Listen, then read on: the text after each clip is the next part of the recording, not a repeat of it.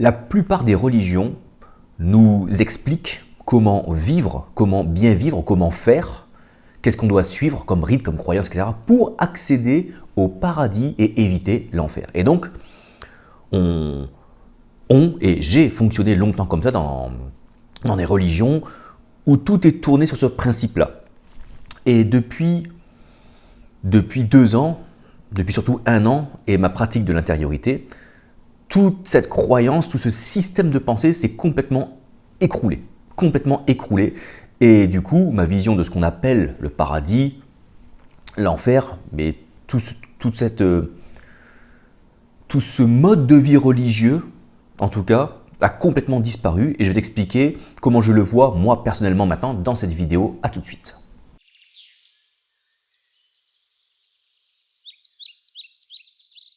Bonjour à toutes et à tous, bienvenue pour une nouvelle vidéo, un nouveau partage sur la chaîne La Source Intérieure. Alors on va parler donc, comme je le disais, du royaume de Dieu. Parce que c'est ce qu'on nous vend, entre guillemets, dans les religions. On te dit en gros, alors je résume, mais en gros, il faut que tu suives, que tu obéisses à Dieu. Et si tu obéis bien à Dieu dans ta vie, alors telle tradition te dira c'est comme ça qu'on obéit à Dieu, l'autre tradition te dira c'est comme ça, une autre religion te dira c'est comme ça qu'il faut faire. Si tu fais bien ça, alors tu iras au paradis, sinon tu iras en enfer. Alors, j'ai déjà fait une vidéo sur l'enfer, tu iras la voir, elle pourrait avoir une petite mise à jour, je verrai si j'en fais une de ces 4, mais en gros l'idée du message elle est toujours là. Mais c'est que cette idée du coup de vivre pour un paradis après notre vie, a disparu.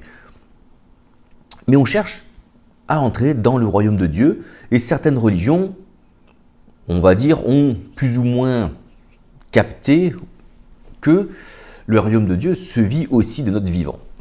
Et effectivement, il se vit de notre vivant, mais alors, c'est quoi? Le royaume de Dieu, je t'avais déjà partagé dans une vidéo, je crois, mais je te le redis là, on a des exemples dans différentes langues, et notamment le grec ancien, que roi, royaume, règne, tout ça est un seul et même terme. Un royaume, c'est là où une personne, ou quelque chose, ou une puissance en tout cas, une autorité, applique ses lois à un endroit défini. Si on parle du royaume de Dieu, c'est le lieu où Dieu applique ses règles. Et si on part du principe que Dieu est omniprésent, alors le royaume de Dieu est partout. Mais on ne le voit pas. C'est ce que nous dit Jésus, mon royaume n'est pas de ce monde. Et puis bon, plein d'autres allusions à ça. Mais le but est qu'il se voit. Que la volonté soit faite sur la terre comme elle est au ciel. Donc, il y a cette notion donc que les lois de ce royaume, donc ce royaume, cet ensemble de lois, de règles, etc., puissent venir s'appliquer dans nos vies.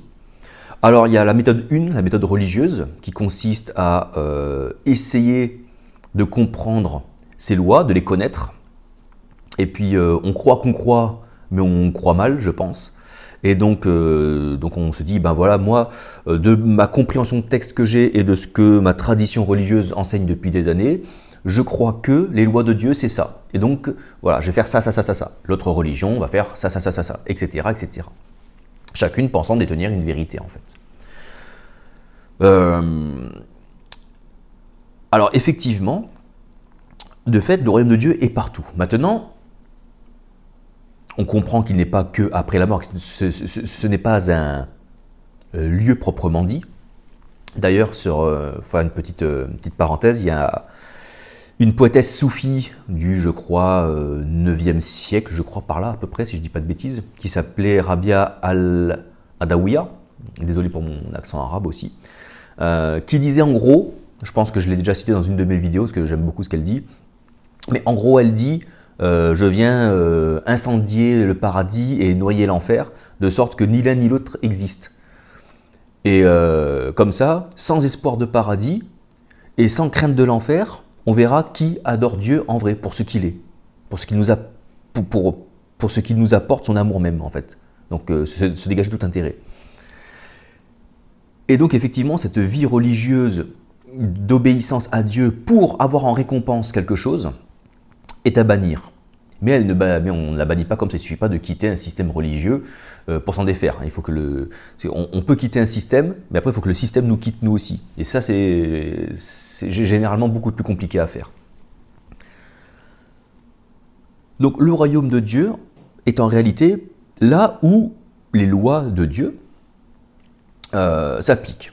J'avais déjà parlé dans les vidéos, je ne crois pas, moi, à des lois morales.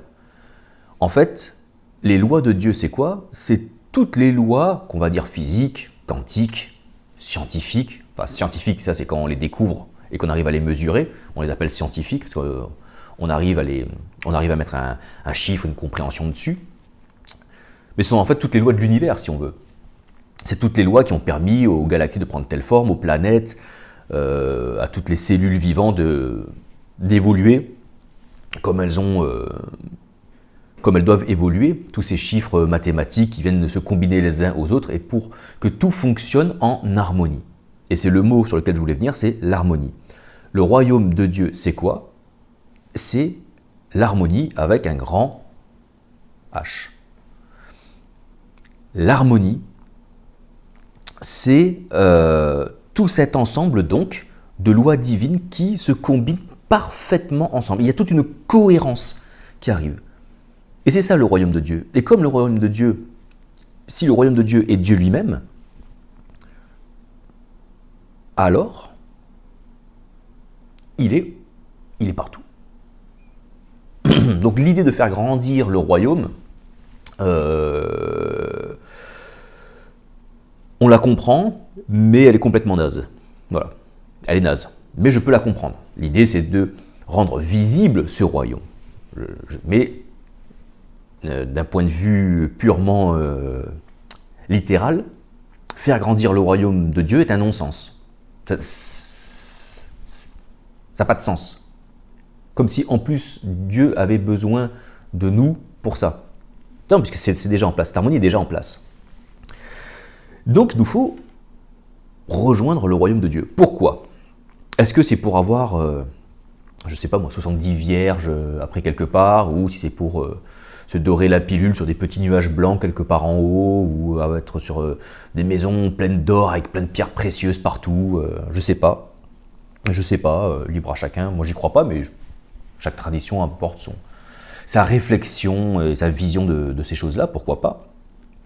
Moi, je pense que le but de rentrer dans le royaume de Dieu, pourquoi on nous demande finalement d'entrer dans le royaume de Dieu, ce n'est pas pour se caler à une religion, se caler à une morale qui serait meilleure que d'autres morales, etc. Rentrer dans le royaume de Dieu, c'est ni plus ni moins que de se remettre en harmonie avec tout. Et ce tout-là, c'est quoi? C'est Dieu. Donc entrer dans le royaume de Dieu, c'est revenir à Dieu. Et c'est revenir à Dieu non pas, je sais, je me répète, non pas par une croyance intellectuelle, dogmatique, doctrinale, avec toute une liste de morales, de rites et tout, même si ces choses-là peuvent être un palier pour y parvenir. Donc il ne faut pas mépriser ça parce que ça permet à des gens, oui, mais c'est pas parce que ça permet à des gens d'y arriver que ces choses-là y sont. Hein, j'ai fait un short, c'est une vidéo courte hein, sur YouTube, c'est pas un short que tu portes. J'ai fait une petite vidéo courte justement sur ma chaîne YouTube où justement je dis que c'est pas parce que Dieu utilise un moyen que ce moyen-là doit être sacralisé en fait. Hein, quand Dieu parle par une ânesse, 30 secondes après, l'ânesse elle fait i en. Ah, elle redevient une ânesse, tu vois. Et dedans, les Juifs n'ont pas sacralisé l'âne, tu vois. Jésus a utilisé un ânon pour arriver à Jérusalem. Bon, on n'a pas sacralisé l'âne, tu vois. Bon. Et donc toutes ces règles-là qui permettraient d'entrer dans le royaume, même si dans certains cas, dans la plupart des cas, Dieu s'ajustant, mais ça faudrait faire une autre vidéo pour ça, peut utiliser effectivement ces moyens-là pour amener la personne tout doucement à une nouvelle compréhension, à un nouveau renouvellement, je pense que c'est une perte de temps. L'intériorité est un moyen, comme je dis souvent, c'est la voie, c'est l'autoroute, quoi. Soit tu prends un centre-ville complètement congestionné, avec je ne sais pas combien de chances de te perdre avec toutes les ruelles qu'il y a, soit tu prends une autoroute. Voilà, complètement dégagé. Voilà, et tu as même le télépéage spécial 30 km/h pour passer encore plus vite, tu vois. Donc, le but, le pourquoi il faut rentrer dans le royaume de Dieu, c'est juste pour être en harmonie avec les lois de Dieu. Tu vas me dire, oui, mais les lois de Dieu, c'est moral, c'est ci, c'est ça. Non, c'est juste une harmonie. Et ce qui va être... Alors tu vas me dire, oui, mais moi, qu'est-ce que ça me rapporte d'être en harmonie? C'est qu'en entrant dans cette harmonie, dans ce royaume, c'est toi-même qui va venir vivre l'harmonie. Le royaume étant partout. Mais il n'est pas de ce monde, il n'est pas visible. Le moyen de rendre visible ce royaume est de l'incarner. C'est en ça, quand Jésus dit « le royaume est proche », en vérité, il est déjà là, c'est qu'à la fois l'incarnant, en l'incarnant, il est ce royaume, puisqu'il l'incarne, il en révèle des choses, il le rend visible, et en même temps, c'est parce que, de par son enseignement, de par la parole qu'il amène, de par l'autorité qu'il a en tant que Messie d'Israël, il ouvre la porte, il rend accessible, c'est ça, il rend vraiment accessible, palpable, par son enseignement, par les conseils, j'allais dire, qu'il donne, à ce que les autres autour de lui puissent à leur tour entrer dans ce royaume-là. Et donc quand on rentre dans ce royaume, on vient s'harmoniser avec ce royaume. Voilà ce que c'est le royaume de Dieu. C'est l'harmonie universelle, ce qu'on va appeler Dieu. Et cette harmonie a mis comme une graine d'elle-même, de lui si tu veux l'appeler Dieu, en chaque homme, chaque femme. Parce qu'on est tous de cette harmonie. On est tous issus finalement de ce royaume, si tu veux l'appeler ce royaume. On en est tous issus. Et on a oublié. Voilà. Pour X raisons, on a oublié. Et donc c'est le fait de venir reprendre conscience de nos origines par un travail de méditation, de prière, qui va nous permettre de revenir tout doucement, qu'on va appeler ce retournement, cette conversion, cette repentance, etc., etc. Je te laisse visionner les différentes vidéos de la chaîne si tu ne la connais pas encore. Tous ces sujets-là sont abordés. Et on va revenir se mettre dans l'harmonie. Et donc, pour y entrer dans cette harmonie, tu vois, je viens de te parler de méditation de prière. Comment? Donc, je t'ai parlé de l'intériorité. Ça va être ce travail de conscience où c'est comme un exercice finalement spirituel, on exerce finalement notre outil de la conscience pour venir à l'intérieur. Pourquoi à l'intérieur? Tout simplement parce que je pense que le royaume est au-dedans de nous, à l'intérieur de nous, puisque on a mis dans notre cœur cette graine de cette harmonie, de ce divin. Il nous faut donc y retourner, l'arroser et la faire grandir. C'est ce qu'on appelle le Christ. Une fois que j'en prends conscience, alors ce divin s'incarne, le Christ, le oint, celui qui est oint de Dieu, celui qui absorbe, qui est recouvert, qui absorbe l'essence même, la nature même du divin et qui l'incarne. Et en fait, on va retrouver notre vrai soi, finalement. Entrer dans le royaume de Dieu, ce que ça va faire, c'est qu'avec ce travail d'intériorité, de méditation, de prière, encore une fois, tu l'appelles comme tu veux, tu vas te remettre dans cette harmonie divine, dans cet ensemble de cohérence, etc., etc.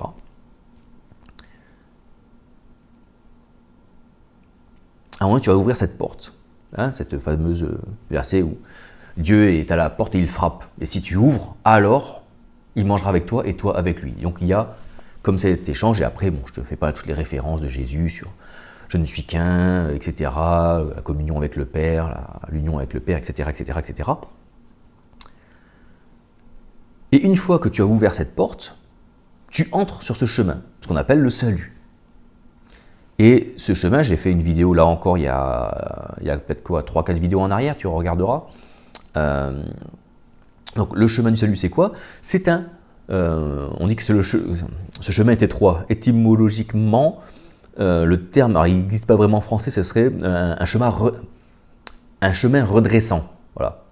On pourrait dire correcteur, mais correcteur, dans notre langage à nous, ça fait appel à notre haine morale et ça, voilà, c'est mal compris, mais qui redresse en fait, qui remet comme il faut.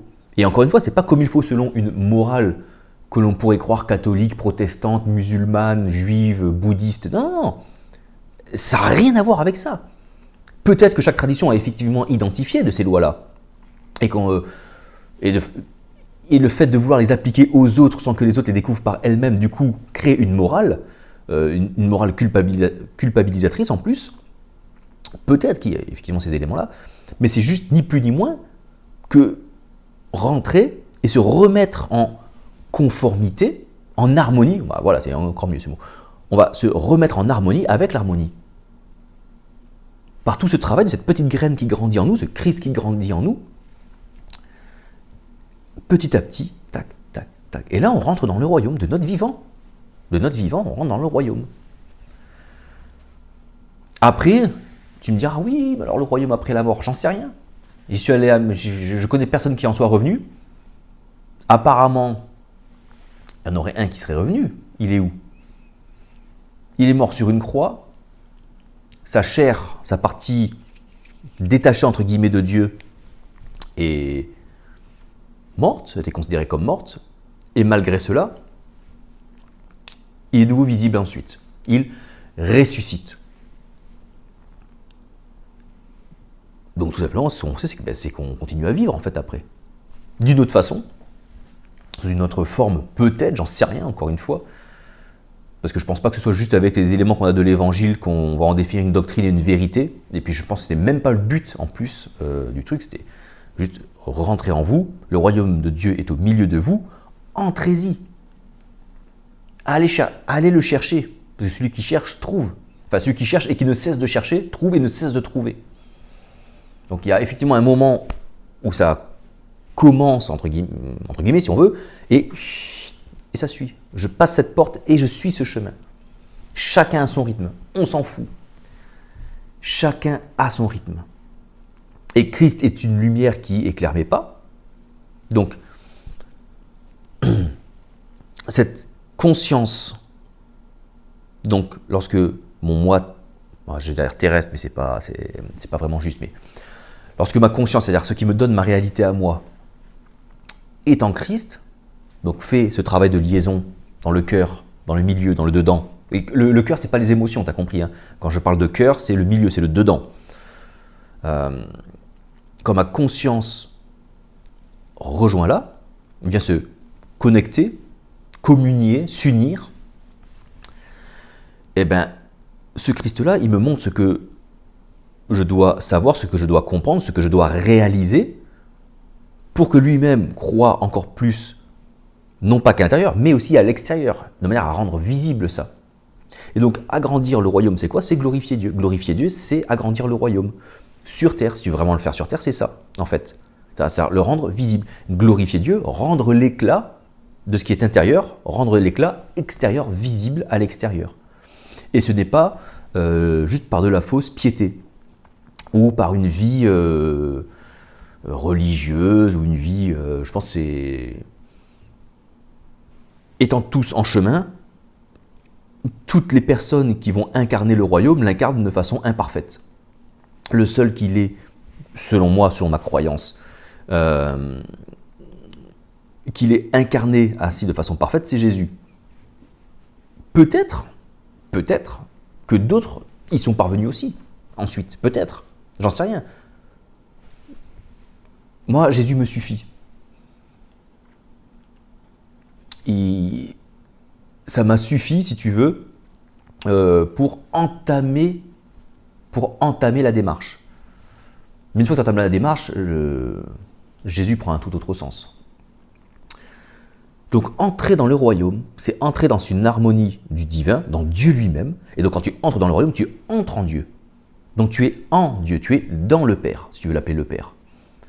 Et de la même façon, puisque tu l'incarnes, alors ce royaume est en toi. Et donc si ce royaume est Dieu, alors Dieu est en toi. Dieu est en moi, moi en Dieu. Et c'est là où nous faisons qu'un avec le Père. Alors on l'incarne de façon très concrète, on le glorifie de façon très concrète, visible à certains instants. À d'autres moments, comme on n'a pas tout, eh ben on le glorifie pas parce qu'on n'a pas on n'a pas la lumière dans tel domaine, tel domaine, tel domaine de notre vie, donc on ne le resplendit pas, mais c'est pas grave. C'est pas grave. Et les gens ont cru qu'il fallait se purifier, donc c'est quelque part une sorte de purification, mais quand on parle de purification, il faut bien comprendre de ce que l'on parle, c'est pas quelque chose de sale. C'est pas quelque chose de sale. Quand on dit que on est des pauvres pécheurs, il faut nous laver, on nous lave. Parce qu'en plus, il y a tout un tas de métaphores avec Jésus, tout ça. Tout le fait de laver, etc. De changer de vêtements, etc. Quand on parle de purification, c'est un mot qui est presque péjoratif aujourd'hui, mais en fait, il faudrait trouver un autre mot. Je n'ai pas fait de recherche étymologique dessus, mais il faudrait même trouver un autre mot pour sortir un petit peu de ce côté un peu bizarre, un peu malsain qu'il y a parfois derrière, purification. C'est juste rendre l'état initial, en fait. C'est découvrir l'état réel, découvrir la vérité, découvrir ce qui est réel à la base, à l'origine, au tout début du début. C'est ça, purifier. C'est s'enlever nos mauvaises croyances qui nous donnent une mauvaise image de nous. Et mauvaise, pas dans le sens moral, c'est mauvais. Mauvaise dans le sens du mensonge, c'est pas la bonne, c'est pas celle-ci. Et tout ça, mais ça prend du temps, c'est complexe. Mes vidéos, elles sont bidons pour expliquer. J'essaye, avec des mots, tu vois, de donner envie.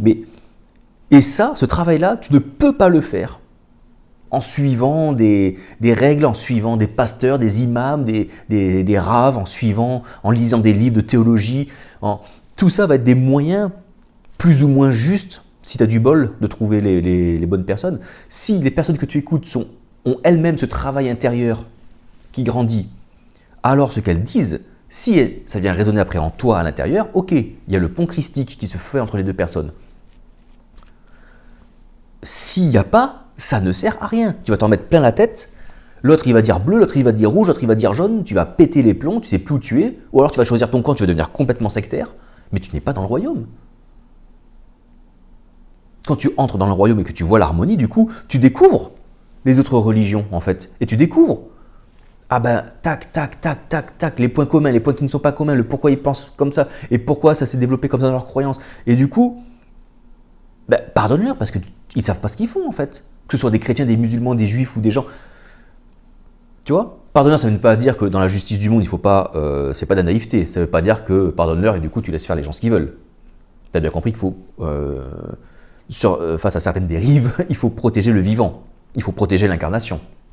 Et quand il y a des gens qui font des choses horribles au nom d'une religion ou même au nom d'autre chose, de toute idéologie, qu'elle soit religieuse ou pas, l'humain qui est sur Terre a aussi comme responsabilité de sauvegarder la vie. Et donc, les personnes qui ne sauraient changer ce mode de vie-là en tuant des gens, en nuisant vraiment à la vie, alors il faut savoir s'isoler de ces personnes-là et de les mettre en prison et de les juger, etc. etc. On ne rentre pas non plus dans un système de bisounours en fait. Il y a vraiment un équilibre à trouver pour tout. Et comme je te l'ai dit, c'est extrêmement complexe. Et la seule façon vraiment que tu vas pouvoir appréhender ces choses-là, c'est de les vivre. Et le seul moyen de vivre le royaume, c'est par l'intériorité. Qui est interne. Tu vas me dire, oui, il y a plein d'autres personnes qui prient et qui font ça. Ben oui, mais c'est de la prière en fait. Slota. C'est venir capturer, piéger, saisir ces choses-là, en conscience et les incarner. Donc bien sûr qu'ailleurs, il y a d'autres personnes sur d'autres formes que ce que je fais moi, et bien sûr qu'il y a d'autres formes. Bah, c'est celle-là qui m'a permis d'entrer, pourquoi je changerais? Pourquoi je changerais? Elle marche, elle fonctionne, je m'en fous. Que d'autres utilisent d'autres moyens. Que tu fasses Paris-Marseille avec une Peugeot ou avec une Renault, non, avec une Renault c'est pas possible, ça tombe en panne. Ou avec une Citroën, c'est bon, tu vois. Mais tu suis le même chemin en fait. Avec un autre véhicule si tu veux. Mais ça reste en fait, c'est même pas avec un autre véhicule, c'est le même moyen de transport, c'est juste que tu vas y mettre un nom différent, peut-être une forme différente. Mais entrer dans le royaume, c'est pas aller au paradis après savoir parce qu'on a fait des bonnes choses et qu'on a suivi une bonne morale et la bonne religion, on a cru dans la bonne chose. Entrer dans le royaume, c'est pas être en extase et vivre que des miracles et trembler et sentir la présence de Dieu dans ce lieu. Oh là là, ça, ce sont des formes que ça peut prendre, des moyens que ça peut prendre. entrer dans le royaume de Dieu, c'est vraiment, c'est venir conscientiser, je sais pas, prendre conscience, et pas une conscience intellectuelle, c'est un niveau de conscience qui est beaucoup plus pointu, j'ai envie de dire, beaucoup plus profond, qui descend dans la profondeur encore. C'est un trésor caché. C'est un trésor caché. Et donc, si tu ne fais pas un travail d'intériorité, de méditation, de prière intérieure silencieuse, tu l'appelles comme tu veux, bon sang de bonsoir. Si tu ne fais pas ce travail-là, tu peux tout savoir, ça restera dans la tête, tu ne le vis pas et tu ne rentres pas dans le royaume. Tu es en dehors du royaume et tu dis, ah bah il est rond, il est carré, il est comme ça, il est rouge, il est bleu, ah bah dis donc vraiment il est beau, ouais, c'est sympa, t'as vu toutes ces lois mathématiques qui le régissent, c'est bien. Ouais, ok. Et tu auras juste. Tu comprends ce que je veux dire? D'un peu doctrinal, en plus tu auras raison. Il est effectivement bleu, il est effectivement carré, les lois sont conformes. Tu as vu, là, il y a la loi qui dit que ça peut pas tomber, tu as cette loi qui dit que... Ok, c'est bien. Mais tu n'y es pas, et tu le vis pas, et donc tu l'incarnes pas, et donc ça sert à rien. Parce que si tout le monde l'observe, personne ne l'incarne. Donc on le vit pas, ça sert à rien. Voilà. J'aurais plein de choses à dire, c'est vraiment... Moi, c'est un sujet, ça, c'est un sujet de ouf, quoi. Mais bon, on va s'arrêter là. N'hésitez pas donc à liker la vidéo, la commenter, s'il y a des commentaires à faire, et il y en aura, des questions, des choses comme ça. Abonnez-vous à la chaîne si ce n'est pas fait, parce que voilà, avec tous les partages que je fais, parfois il faut revenir sur d'autres vidéos, parce que je ne peux pas revenir sur chaque thème à chaque fois, sur chaque mot à chaque fois, donc avoir une vision un peu de mon partage, non pas de la vérité, mais de mon partage à moi qui vaut ce qu'il vaut. Ça permet de mieux comprendre ou de mieux appréhender le partage que je fais.